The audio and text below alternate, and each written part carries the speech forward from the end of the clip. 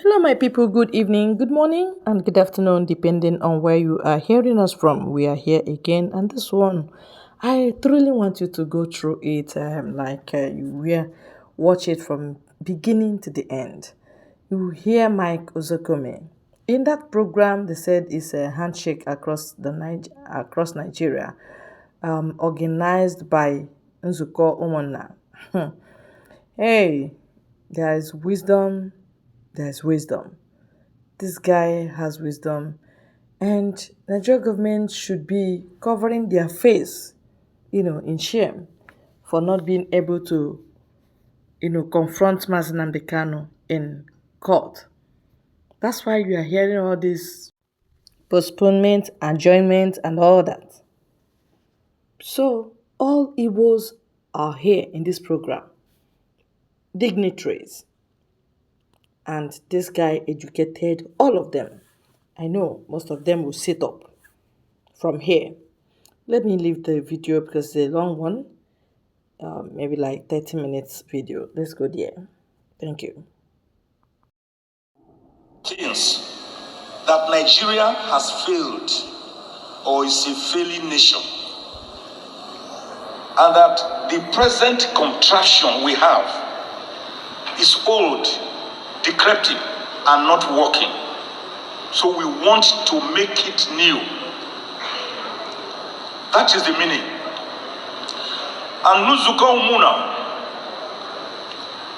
has become a great national platform to achieving this. I want to salute this organization.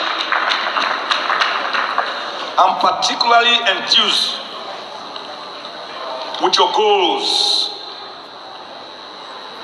Management, creating effective management for Igbo professionals both at home and abroad, and promoting cooperation, peace, and good neighborliness between Igbos and other ethnic groups in Nigeria through your handshake programs. Handshake across the Niger, handshake across Nigeria. You have done a lot to bring about this your dream. The Igbo man is a special man. He is gregarious. He is effective. He is innovative. He is daring. In fact, it is said if you go to any community, anywhere, not just in Nigeria, but the world, and you do not see an Igbo man, you should begin to run away. That place is not inhabitable. It's of him, not deterred him from having a common goal. In 1990, I went on a round country trip sponsored by the United States Formation Service, USIST. People like Senator Hirat, Abdurazak Gwadabe, who were on the trip together. Then they took us to Yakima, the very place Native Americans. So when we went there, they told me that there can't be an Igbo man here. I told them there must be an Igbo man here, because those are the real Native Americans. It's like a village, a settlement. So they use it as a kind of historical, totem for visitors. New York State. Then we went to a restaurant. I told them, we must see an Igbo man here before we leave this place tomorrow. On the table were three men. They were black. And I told them, watch those men. They said, oh yes, they are black Americans. I said, I don't think so. You watch them. I believe they are Nigerians. Not only Nigerians, I believe they are Igbos. We were still arguing when one of them stood up and said, Ebeki Neje. So I said, you see what I'm talking about? So the Igbo man believes more in the indissolubility and indivisibility of this country than any other Nigerian.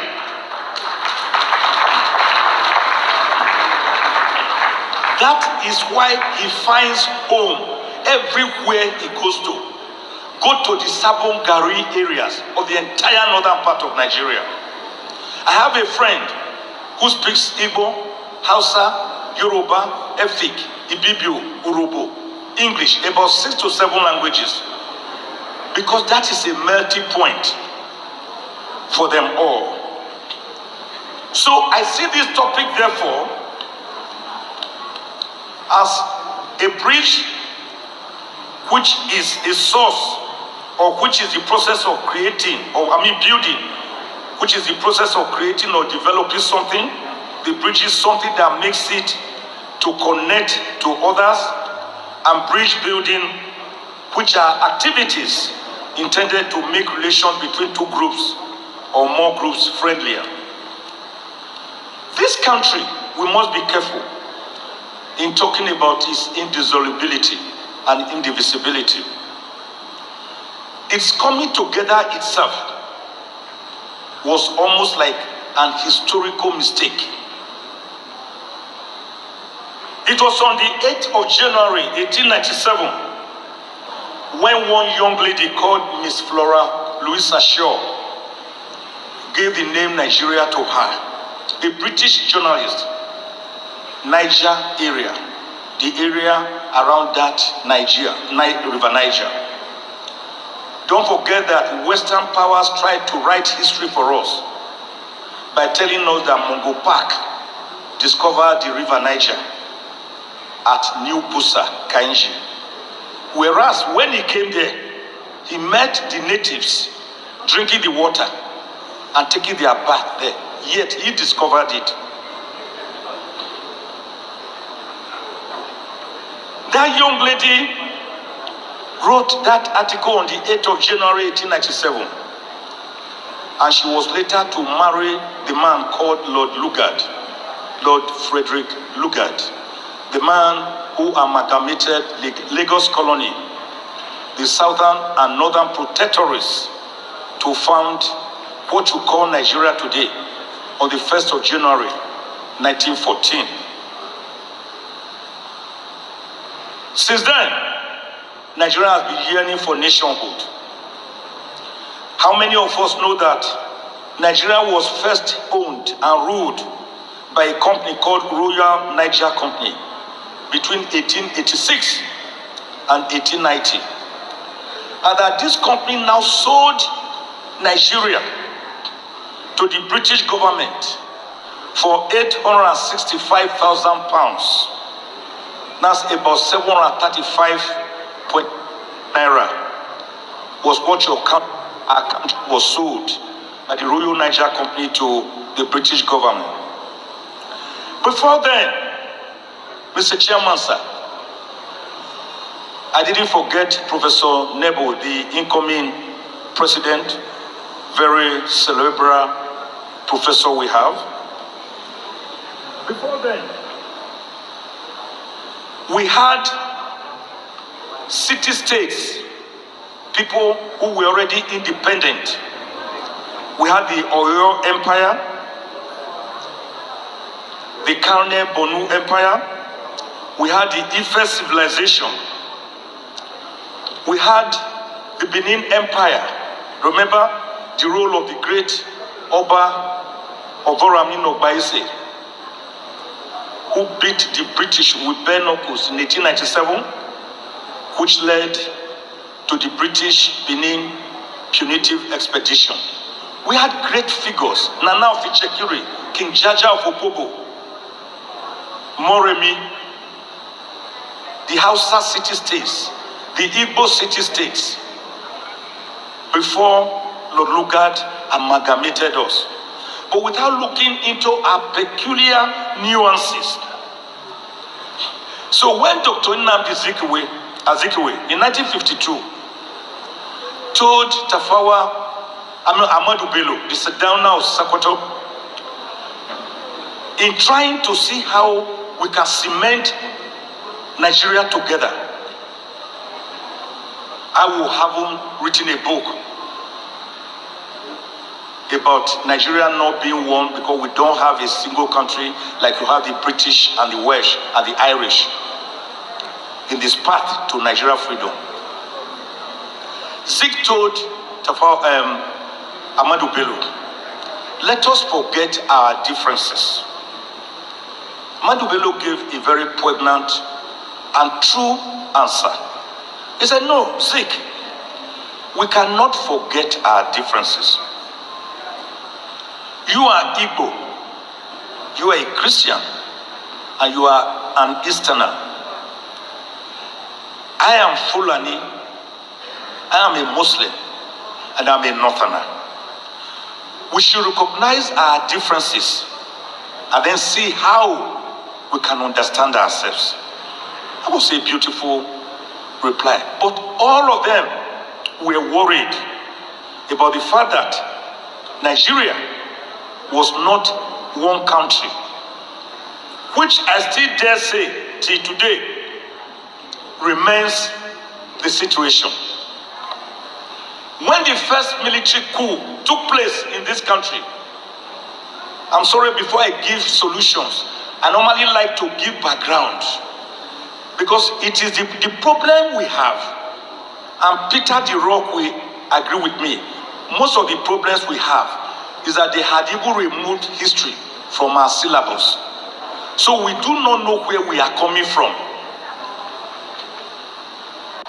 The Oyibo man made the car, the vehicle, to have a large windscreen in front so that you can see into the future. But he also makes a very little mirror by the side of the window so that you can peer into the past behind to know what is going on. If you don't have a past, you can't have a present. If you don't have a present, you can never dream of a future.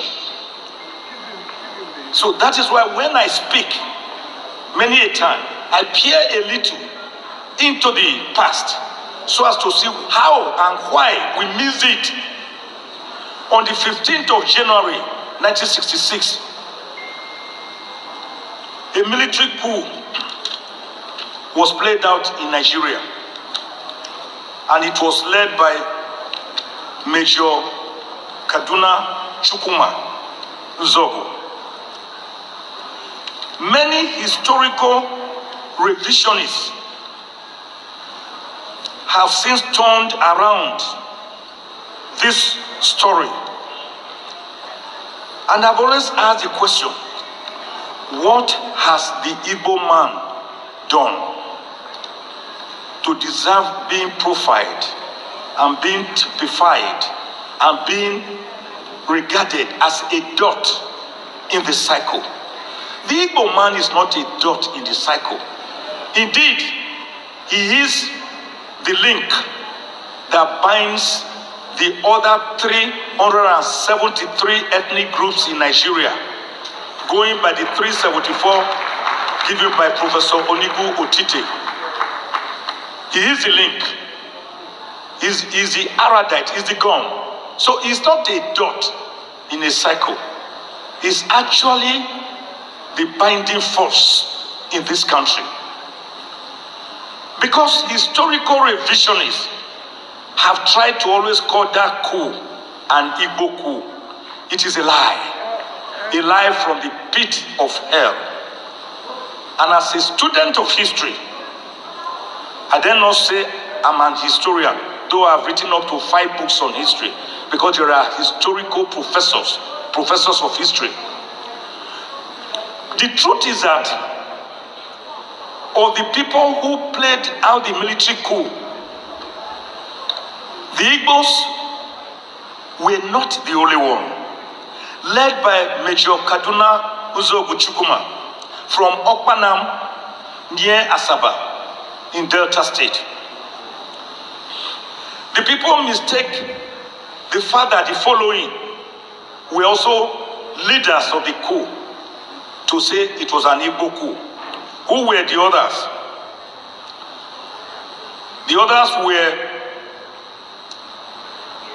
Major Emmanuel Ifejuna, Major Chris Anuforo, Major Timothy Onwatwegu, Major Humphrey Chukuka, Major Don Okafo, Captain Ben Bullier, Captain Emmanuel Mubusi, and Captain Obu Oji. Because of that, they always say it was the Igbos that led that coup. No, I want to fault this historical profanity. The following were the people who led the coup, apart from the 7 I've just mentioned.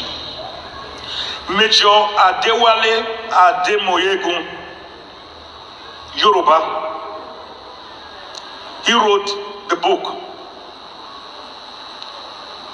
He wrote the book, Why We Struck. I've read that book. Captain G. Adeleke, Yoruba. He is the author of the book, The Reluctant Rebel. Lieutenant R. Egbiko, he was of Isan origin. That's the present day Edo State. There was Lieutenant Tijani Kassina, Hausa Fulani. There was Lieutenant O. Olafemiyon, Yoruba. Captain Gipsy Jalo from Bali in the present Taraba State. Captain Swanton Robert from the Middle Belt. Lieutenant Hope Harris Egaga, Urobo, extraction. Lieutenant Dag Waribori, Ijo, Delta State. Second Lieutenant Saleh Dambo, Hausa. And Second Lieutenant John Atom Pera, who was later a military administrator in this country, is of TV extraction, Benue State. So I ask, what has the Igbo man done to say he was the only one, they were the only one who played the coup? So from today onwards, tell them that is an historical piece of narrative. It is not true.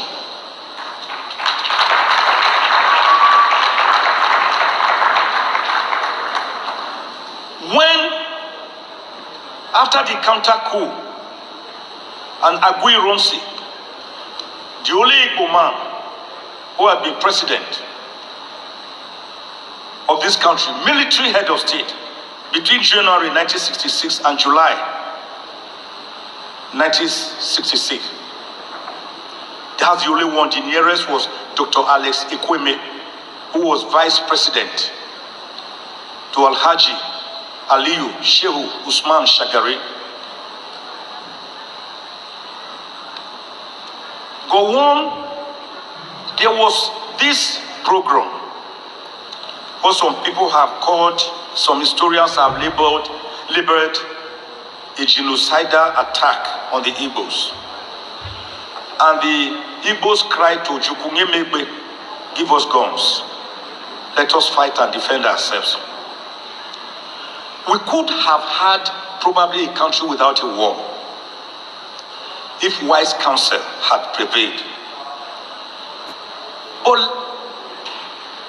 Lieutenant Colonel Yakubu Gowon, the handsome, suave man who was a bachelor before he took over the headship of this country and only married Victoria after he became head of state, they disagreed and said they were going to carry out a police action from the Nsukka axis. That was a piece of historical mistake.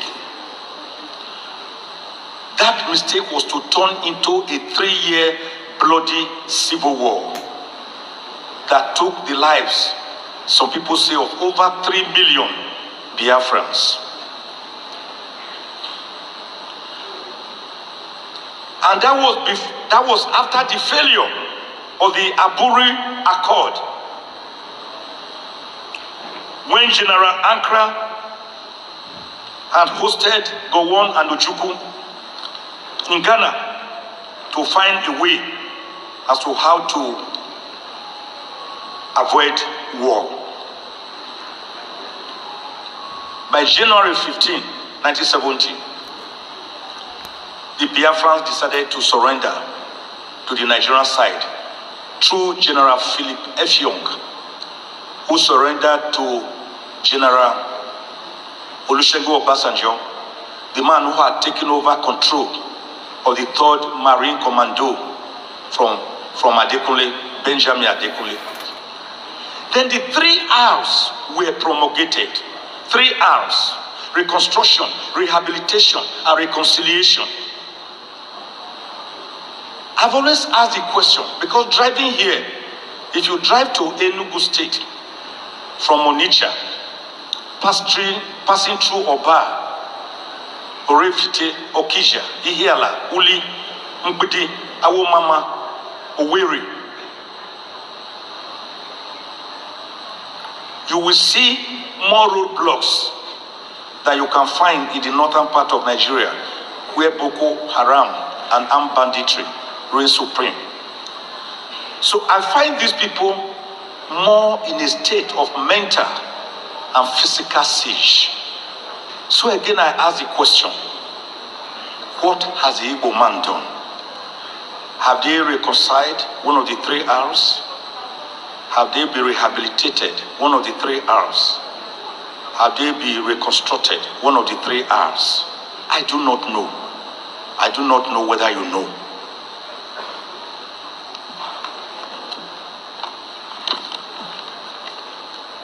I have decided to say that whenever we talk about the indivisibility of Nigeria, we must be careful not to overstretch it and overstretch it. The former USSR once thought so. Today, they have broken up into 15 independent states. Some of them are Ukraine, currently at war with Russia, Russia itself, Latvia, Estonia, Lithuania, the one we call the 3 Baltic states, Estonia, Armenia, Kingston, Moldova, Turkmenistan, Azerbaijan, and Georgia. They broke up. Yugoslavia was once one. It broke up into 6 states. India, Pakistan, and Bangladesh used to be one country. Today they are separate. Ask Sudan, which some few years ago broke into Southern Sudan and Sudan. At this moment, as we are talking, we are battling to bring back our people trapped in that Sudan, in a fratricidal war between the same people of the same country. And our own man, the owner of Air Peace, has decided to use his aircraft, and is doing that precisely, Onyema, to airlift Nigerians trapped in that country. Alan Onyema, God bless you. I didn't hear people say, we will not go with Air Peace, the owner is an Igbo man. Chimanda Ngozi Adichie, Dr. Ngozi Okonjo-Iweala, the first female and black Director General of the World Trade Organization, WTO, and former Managing Director, World Bank Operations. They are doing Nigerians proud and Nigeria proud. I haven't heard anybody say, we don't want to take the glory because they are Igbos. JJ Okocha, Dan Amokachi, Kanu Nwankwo, Mikel Obi Uche Okechukwu Vincent Enyema, Christian Chukwu Emmanuel Okala, Onyekachi Apam, Francis Uzoho and Harry Mosu, and many others. They bombed the local and international fields, doing Nigeria and Nigerians proud. I didn't hear anybody say, we didn't want the glory because they are Igbos. Chioma Ajua, in 1996, took the Olympic gold medal at the Atlanta Olympics. Emmanuel Ifeajuna, the man who was also involved in the 1966 military purge, was the first black African to win a gold medal in an international competition, the 1954 Vancouver Olympics. Michael Okpala, alias Power Mike. Richard Ihetu, alias Dick Tiger, former world boxing weight champion. Olaudo Equiano, the man who wrote many treatises that led to the abolition of the 500-year-old slave trade. Chinua Achebe, the man whose novel Things Fall Apart has been transcribed into more than 500 languages, and is novel rated as one of the 12 novels considered to be the greatest book ever written by Encyclopedia Britannica. They were all of Igbo extraction. I didn't hear anyone say we should not bask in the glory because they are Igbos. Philip Emeagwole is from Onitsha, computer scientist, whose seminar was brought about internet revolution and described by CNN as the father of internet. Professor Bath Naji, who pioneered robotic engineering. Professor Chike Obi, world-acclaimed mathematician. Professor Gabriel Oyibo, the man who blazed aircraft design and aerodynamics and aeroelasticity. Professor Benoit Boueze, the first African to have LLD, Doctor of Laws, by physics. Professor Ben Enwenu, the great sculptor. Chief Sir Louis Odumegu Ojukwu, the father of Ikemba, reputed to be the first Nigerian and West African billionaire. They were Igbos. I didn't hear anyone speak about Igbophobia or Igboism. Do you know that the present president of Liberia, Edward James Roye, is said to be an Igbo man? Do you know that the present president of Gabon, Ali Bongo Ondiba, is said to be of Igbo descent, and that he was taken away during the Civil War? So, why then the typification and profiling of the Igbos? I was at the Supreme Court yesterday to defend an Igbo son.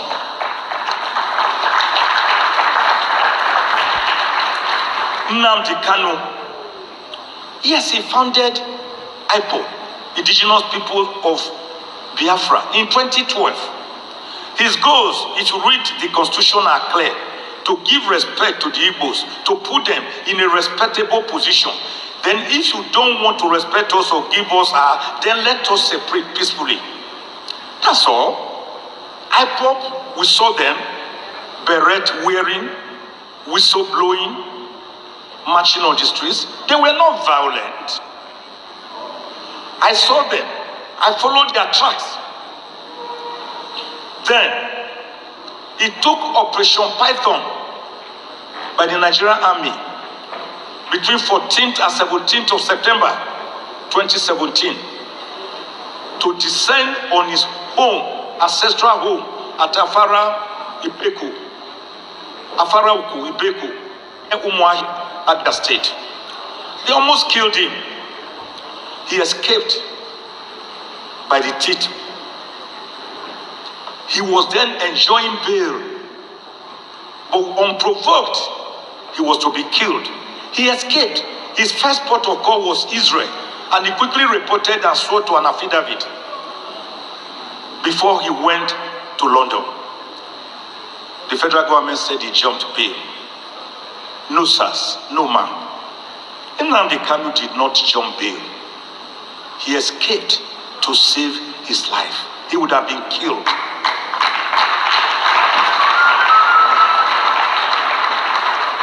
So the self-determination bid by IPOB, for your information, for those who had always harbored the thought that it is an illegality or an unconstitutionality, it is not true.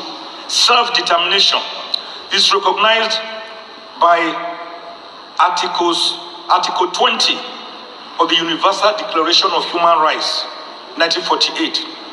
Articles 10, 11, and 12, and 20 of the African Charter on Human and People's Rights. Articles 1 and 22 of the International Covenant on Civil and Political Rights, 1976. Articles 3 and 4 of the United Nations Declaration on the Rights of Indigenous People, 2007. So Nnamdi Kanu was brought back. He was abducted in Kenya, blindfolded, tortured, and forcibly brought back on the 27th of June, 2021, after he was kidnapped on the 19th of June. They charged him to court. I went to court. He was charged with 15 counts. I went to the Federal High Court and argued with a preliminary objection that the case had no legs to stand on, that the charges were bad and could not fly legally. The Federal High Court agreed with me and struck out 8 of the 15 counts, remaining 7. I was dissatisfied. I took the battle to the Court of Appeal, Abuja Division, and the Court of Appeal agreed with me and dismissed the remaining 7 counts.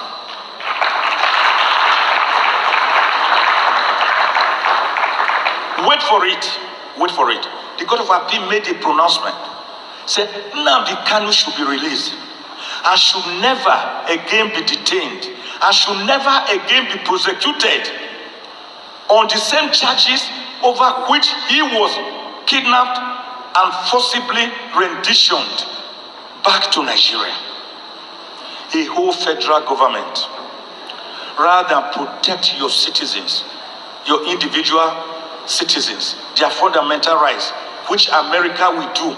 America will go to any country to go and take one of their citizens.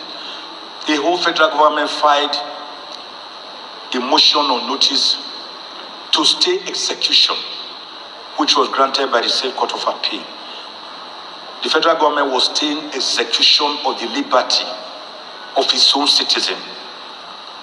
So we were at the Supreme Court yesterday to say, this is wrong. Set this man free. Nnamdi Kanu is sick. He's not well. In the DSS gulag, they're increasing his potassium level. He has ear pain. And the DSS doctor has diagnosed that he needs an operation. But they will not allow him independent opinion from his own doctor. This has been going on. And because of that, in order for him not to die, we have told the Supreme Court to do the needful.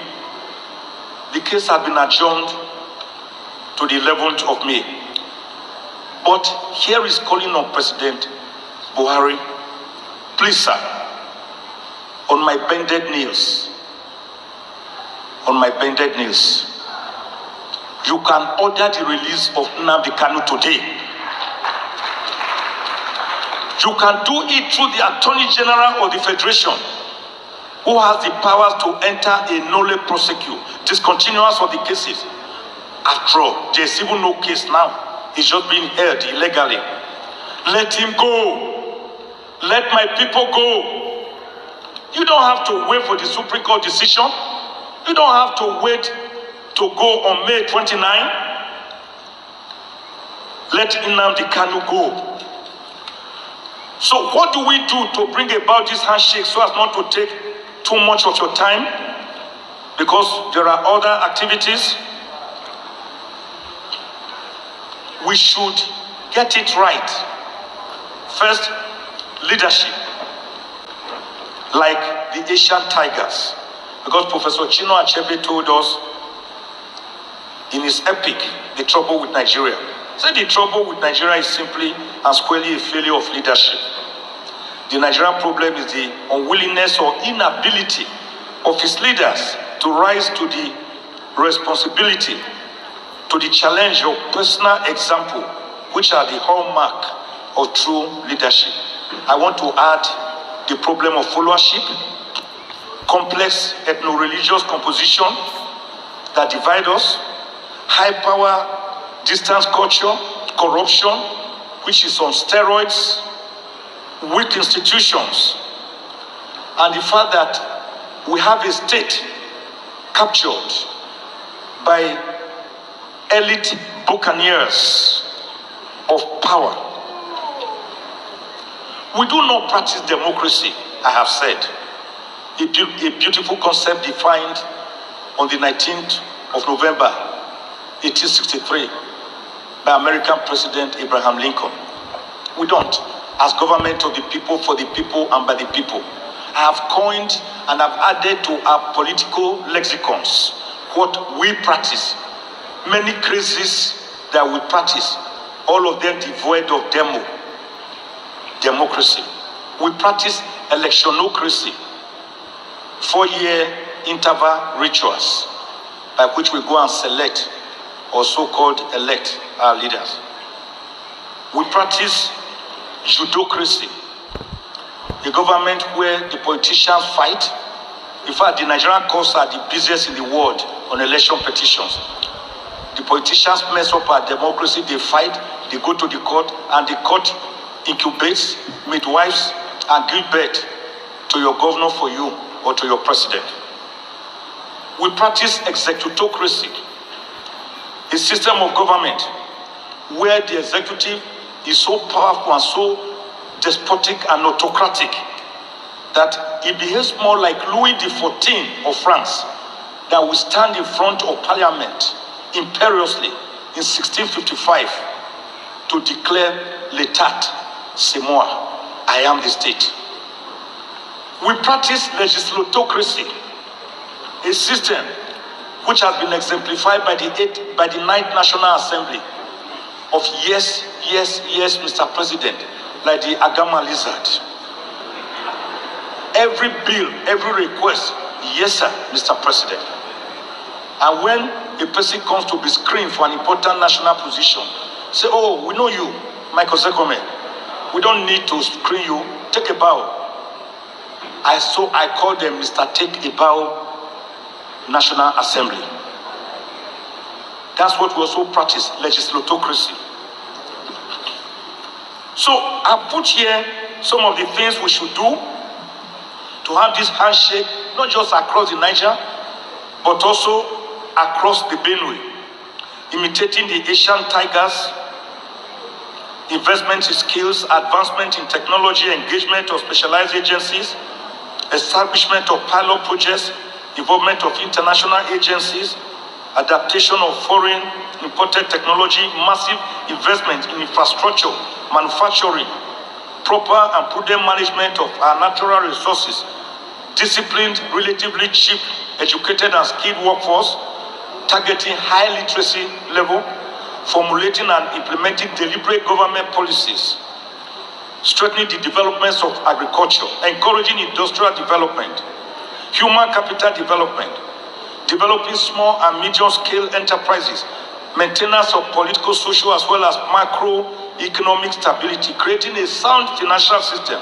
leadership that prioritizes citizens' welfare, encouraging a savings culture, and developing export. Well, thank you very much, YouTube, for allowing us to share such wonderful information to our people. My dear people, I learned a lot in this video. I learned a lot. And I know if you followed us to this point, you would have been loaded by now. Truth is bitter. No wonder they are abolishing history in our curriculum. It will not solve it though. It will not solve it. The truth has gone out. So Igbo should act now. Act now. Or later.